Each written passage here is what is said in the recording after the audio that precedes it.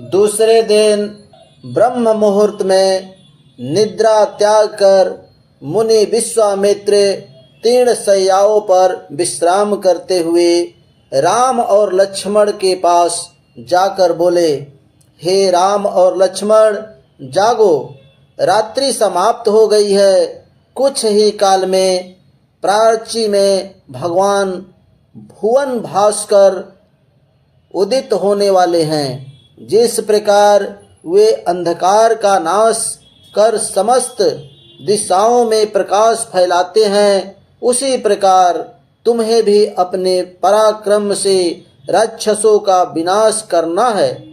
नित्य कर्म से निवृत्त हो, संध्या उपासना करो, अग्निहोत्रादि से देवताओं को प्रसन्न करो, आलस्य को त्यागो और शीघ्र उठ जाओ, क्योंकि अब सोने का समय नहीं है।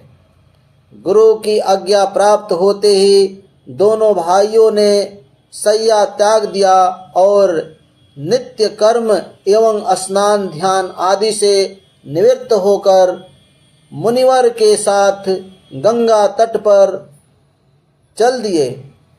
वे गंगा और सरयू के संगम, जहाँ पर ऋषि मुनियों तथा तपस्वियों के शांत व सुंदर आश्रम बने हुए थे, पर पहुँचे।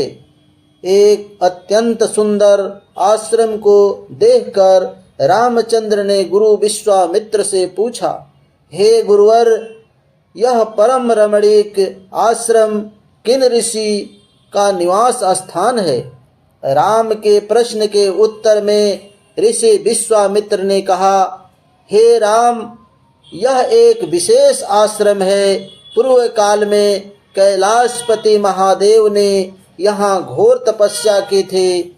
संपूर्ण विश्व उनकी तपस्या को देखकर विचलित हो उठा था। उनकी तपस्या से देवराज इंद्र भयभीत हो गए और उन्होंने शंकर जी के तप को भंग करने का निश्चय किया। इस कार्य के लिए उन्होंने कामदेव को नियुक्त कर दिया। भगवान शिव पर कामदेव ने एक के बाद एक कई बाण छोड़े, जिससे उनकी तपस्या में बाधा पड़ी। क्रोध से महादेव ने अपना तीसरा नेत्र खोल दिया। उस तीसरे नेत्र के तेजोमयी ज्वाला से जलकर कामदेव भस्म हो गए। देवता होने के कारण कामदेव की मृत्यु नहीं हुई, केवल शरीर ही नष्ट हुआ।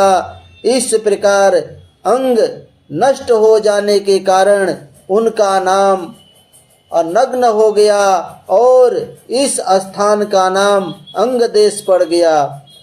यह भगवान शिव का आश्रम है, किंतु भगवान शिव के द्वारा यहाँ पर कामदेव को भस्म कर देने के कारण इसे कामदेव का आश्रम भी कहते हैं।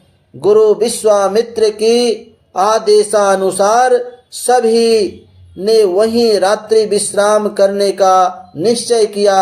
राम और लक्ष्मण दोनों भाइयों ने वन से कंद मूल फल लाकर मुनिवर को समर्पित किए और गुरु के साथ दोनों भाइयों ने प्रसाद ग्रहण किया।